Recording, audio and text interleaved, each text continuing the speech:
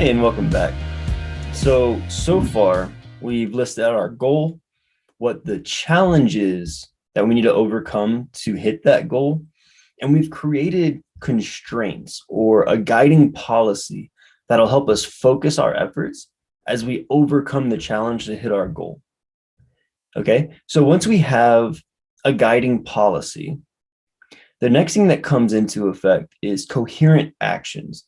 So we've created the guardrails for things that we can work on and almost created a theme, right? The constraints almost create a theme or guardrails that helps us understand the zone that we can play in, so to speak, in terms of the initiatives or the actions we take.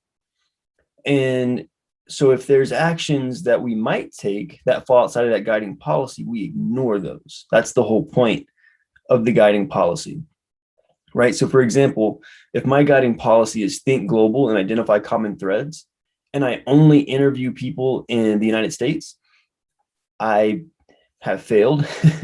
And so in this case, it's kind of doing the opposite. It's saying, what's the breadth that I need to focus on, right? I can't constrain myself so much. However, I also shouldn't be interviewing people about project management or program management or engineering, right? I should be focused on product management on a global scale in a variety of industries, right? So there's some constraints, but there's also a breadth that I need to cover as well. So my coherent actions for think global and identify common threads, there are three key personas that I've identified that I need to have insights from. And that's aspiring PMs who are professionals or students who are trying to get into product management. I need technical recruiters who recruit and actively seek out people for jobs, right? Specifically on the technical level, because typically technical recruiters will also recruit for product managers. And then I need to interview hiring managers. So product leaders, directors of product, group product managers, VPs of product, and CPOs who hire the individual contributor level product manager, right? Because each three of these groups or personas will have insights that I need. So for instance, the aspiring PMs, I need to know, how are they looking for jobs today, right? Where are the bright spots? How have the ones who've made the transition from school into product right after graduation, how do they do that successfully? What are the common challenges that professionals with experience have when they're trying to shift their career from sales or marketing or engineering? What are the challenges they're having? And those who've done it successfully, how did they do it? What are the common threads there, right? So if I can understand the challenges and the bright spots, I can come to a pretty good hypothesis of how we can start framing the path forward, right? Path to product. So yeah, how do we frame that path forward into product?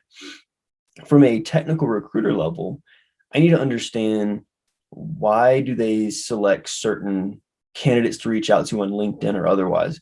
What do they look for in resumes? What matters to them? How are they trying to come to decisions?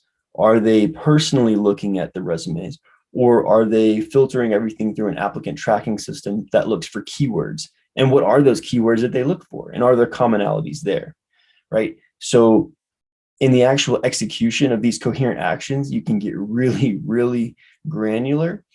And I don't want to spend too much time going into the user interview guide setup. If you want that, go to pathtoproduct.io and go into the product management experience course, where I walk you through all of this in great detail and give you the opportunity to practice with real products and real users. But right now, we're just kind of keeping a high level. I'm explaining my process.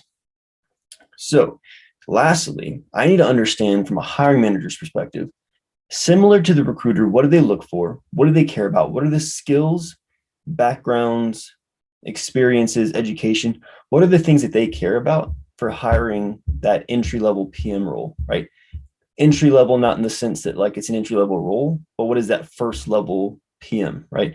Does the company have an APM program, associate product manager? Do they hire junior PMs? Do they hire product manager? Do they hire professionals for the title of product manager, even if they've never been a PM before, right? I need to understand all that. And I need to understand what the expectations are that they have for what are the things that they're supposed to do. And I need to understand what the commonalities are on a global scale of all three of these personas for me to have enough insight and enough context to form a hypothesis of what makes sense for an MVP to create that bridge. So what does that bridge look like in MVP form? Right. So as you go through this, you've created your guiding policy that's going to help you frame and focus the actions you take to overcome the challenge to hit your goal.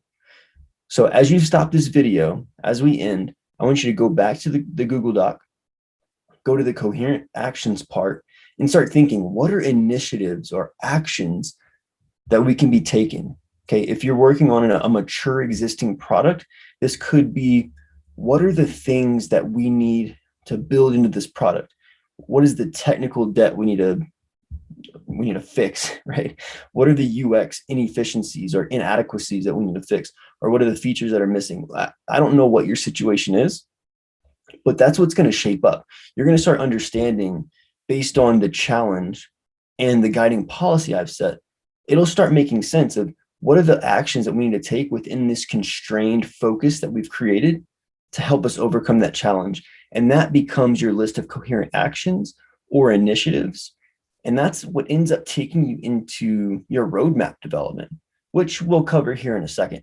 But before we get to the roadmap section, we're going to go over expected outcomes and why you should be tying outcomes into this process as well, right? Like, I'm not going to solely focus on OKRs as the end all be all, but if you are an OKR shop, so to speak, if you're a company that cares about OKRs, or you're a company that cares about success, period, not saying that OKRs equal success, but you have to care about outcomes if you're going to care about success and measuring those outcomes. So before we get to roadmaps, which I know we're all excited about in the PM world is roadmaps, let's get to expected outcomes. I'll see you there.